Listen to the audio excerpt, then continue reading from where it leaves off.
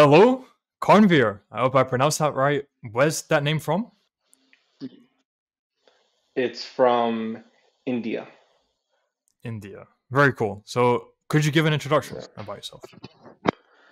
Yes, my name is Karnveer. I am 22 years old and I've been in Hustlers University for about 8 months and I've made Mhm. about 14K since that time. Okay, very solid introduction. What led to you joining Hustlers University? So, um, I always like I've always had a goal of becoming rich and being the best version as I can. But when I saw Tate, there's something that just caught my eye. It was how he like did everything almost perfect. And then I wanted to know more about him. And then I joined HU because I was kind of on the edge for a bit. But then I was like, screw it, let's just go into it. And then when I got in there, I was completely mind blown. Okay, okay. So joined because of Tate. Were you in India at the time? Because I'd imagine financially that would be quite a big commitment, or were you somewhere else? I was in Canada, but I Mhm. had traveled back to India from Back and time to forth. time. Okay, okay, cool. So Yeah. between India and Canada. And you joined Hustle University. What campuses did you get into? What ended up making you that 14,000? So it was a bit of a journey because first I got into e-commerce, and then I Mhm. was like, I don't think this is the best fit for me. And then I got into the crypto campus, but it was the same thing. And then I finally saw the CC plus AI campus. I was like, wow, this is like my fit because I like to see videos and like how they're edited. And then I just went there for the whole time. Okay. Explain some more. So you joined the content creation and AI campus, started editing videos. How did you end up landing clients for it? What was the process like for what you were learning as well? What the lessons So helpful? And yeah, yeah. what was most useful? So at first it was a bit hard in my opinion because I had no experience with editing at all and I was learning from basically zero. So the first I'd say few months I just learned how to operate in the editing software, how to use it, and then I practiced, and then eventually I got to a point where I could like make video for clients, and I just sent a bunch of outreaches, hundreds, and eventually someone said yes. Hmm. Explain Yeah. that a bit more, because I'm sure some people who might be watching, maybe they've tried to outreach before and maybe gave up because of the rejections they were facing. Yeah. So, what was it like to actually land that client? Yeah. What did they respond? Did you get on a sales Yeah. call with them, and how did you actually pitch what you offer? Yeah. So I actually outreached to him like a bunch of times. I'd say it was like 10 emails back and forth. Because prior to that, I sent like around hundreds of outreaches. Everybody said no. And then eventually this guy said, yeah, I am looking for someone who can make a good video. And then I sent a lot of free value. And then eventually he's like, yeah, I really like it and I want to go more into your services. And then, yeah, the rest is history. Okay, super solid. Did you evolve your outreach message over time, or did you end up using the same one from the start? So I have tweaked my outreach ever since that first outreach because at first it was just like very basic. Hey, this is me. I made this video. If you want to learn more, hit the link. And then it turned into uh, me trying to me trying to get their attention and make sure that I have a free value offer that they actually want, and then show that I don't want the money, I want to help you. And Mhm. that will lead them to actually wanting to have me on their team and all that stuff. Which does sound like a much better approach. So very cool. Yeah. And then, in terms of money made and clients acquired, how did that evolve over time? How much did you make from the first client, and how did that Mhm. lead to other clients, or were the other clients separate? Like, would like to hear Yeah. that as well. So the first client I had was $80. and it was pretty high first payment, but that payment was it was four shorts and then two AI pictures for his channel, and then the next client was like $500 because I had got to a guy in my area and then he wanted like a whole bunch of videos, and then it went to like 500 and 1,000 and then so on so on so on. Hmm. Okay, and have you stuck to that then for the whole 14,000 you made? Has it been video editing, or were there other things implemented as well? So there were other things. It was editing, and then it was AI pictures, and then I would also make like AI videos for like certain brands. So Hmm. for example, if I was outreaching to a perfume brand, I would create like AI videos and then just edit it a bit to make it seem like it's an actual video, but it's AI. Hmm. So that's Okay. mainly what I've done. And did you learn the AI techniques through Hustle University or through your own research? Yeah. All the lessons that I've learned is purely from HU. Everything is from HU. I barely even went to any other outside source because like you don't need anything else. It's all in front Hmm. of your screen. And just having that is like a blessing because like oh my god, all that information for like $48. It's crazy. Hmm. All right, super cool. Great to hear that. Yeah, you attribute it basically most of it to Hustle University then. And what I'd like to go a bit more personal now. So, what was your average day like before you joined Hustle University, and how has it changed since? The average day was I was really big into doing workouts. So I would work on the morning, and then I would finish workout, and then I would just try to learn how to make money, but not actually take any action, just like write notes, and then I would just scroll, right? So I was like wasting like 6 hours of my time as an 18-year-old just fucking scrolling. And then eventually I was like, all right, I see this guy Tate, let's just go. Hmm. And what does your average day look like now then? Now it's just pure work. Just I wake up, I work out, and then I go for a walk to gather my thoughts, and then I just work for basically the entire day. Fair enough. Um, and what's your reason for working that much? What keeps you going? Well, I have always had a I've always had a thought to become the best in my bloodline. I've always wanted to do that since I was a little kid. That's been my end goal, if you will.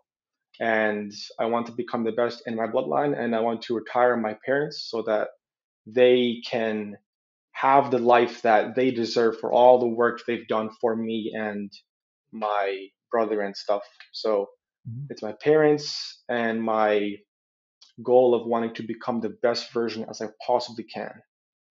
Okay. And speaking of parents, what do they think about what you're doing? Do they support you, or They are they against it? they don't know what I'm doing, but like they see the money and like, all right, he's probably doing some good stuff. I'm not gonna go into his business. But when I try to explain to them, they think that I am making websites, but I don't even try to explain. It's whatever. Fair enough. Yeah. And are they pushing you to go to university, or are they fine with what you're doing and continuing Yeah, that yeah. route? So I took a very different path that's different from everybody. I didn't go to the big colleges and university. I actually joined a trade school, right? Mm. Because all my other friends were going to universities, 4 year degrees, and I was like, I'm gonna go in the trades. And I went to trade for a year, but it got a little boring, right? And then I was like, all right, I see this guy Tate, right? And then Mhm. I basically had the time between my my time in my school for trades and then my time for working on my business and stuff. So Mhm. Cool. it was a completely different path. No one said that I should do it because they were all scared, but I was like, this is what I want to do. So super solid that your parents support the decisions you're making. That's always great. And Yeah. interesting that you chose trade school because especially in our modern time, there's barely like any supply of people in trade. Everyone's trying to go down the university route or doing something Yeah. else. So I'm pretty sure it's high demand at this point. Oh yeah. So probably would have been good had you continued on that route as well. But now you found something better, which you can scale even more. Yeah. But I do want to hear a bit more. What were your plans before you joined Hustlers University? Where was your life heading? So at that time, it was just me working out. And eventually, if I were to not join HU at that time and I was just going to do my own thing, I probably would have just had a trades job and worked out and just did that for the rest of my life. And then at times go to India for a freaking week vacation, Mhm. right? And But live like a king there for a since bit then, and then come back to Canada. yeah, like go for 2 weeks, come back like some brokey, Mhm. right? And yeah, Fair enough. Do you still have family in India? They go visit, or is it friends you're visiting, or just you want to go back? yeah. I have family in India. Yeah. I have a lot of family in India, so Mhm. it's cool to visit them every once in a while. Mhm. Okay, fair enough. And what plans do you have now then? Now that you're on this route, let's say short term, medium term, long term, where do you see your life heading? Well, I want to get to 10,000 per month on a very consistent basis. And once I do that, I'm going to move out of the country and just completely go to a country that is more fit for me. And eventually, then I want to make millions of dollars, right? So first we have to get out of the country, and then we can scale from there. Mhm. What kind of plans do you have? What country to relocate to? I'm thinking Paraguay. I'm thinking Paraguay because Texas? it's cheap to live there. Taxes are free, right? It's cheap to live there, and also you can have a passport in there and go to any other country that you basically want, right? Around South America. And then so once I make that money, yeah, yeah, and once I make that money on a good basis, then I want to scale my company and basically hire more people to help me make more money. Super solid. Okay. And yeah, sounds like a good idea. Uh, I'm potentially thinking of going around South America as well at some point in future, probably some point soon. Probably will make Yeah, a stop in Paraguay as well. Um, I don't know how much I can actually say, but that's my plans for that. Yeah, kind of similar intentions to you as well in that sense. Because it's nice being able to work remotely because you can go anywhere you want. So in your case as well, as you continue scaling this, I'm imagining everything's remotely, so you can go wherever you want, do whatever you want. So pretty cool. yeah. All right, and now is there any more to add on community within Hustlers University? Did you connect with them? Have you been messaging people? Have you made friends there, or were you more just focused on the lessons and not interacting as much?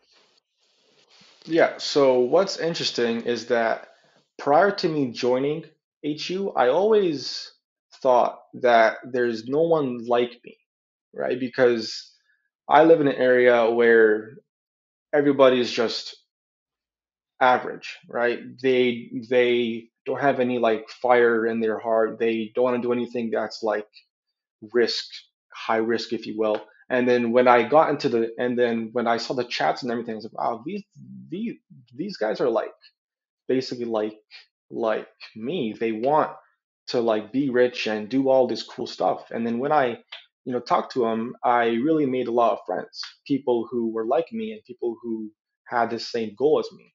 And so right now I just work and times I pop in to give advice to people who need help. But that's basically what it is. Yep, fair enough. That's it for the first interview. That's pretty solid then. Now we can wrap up with a final question.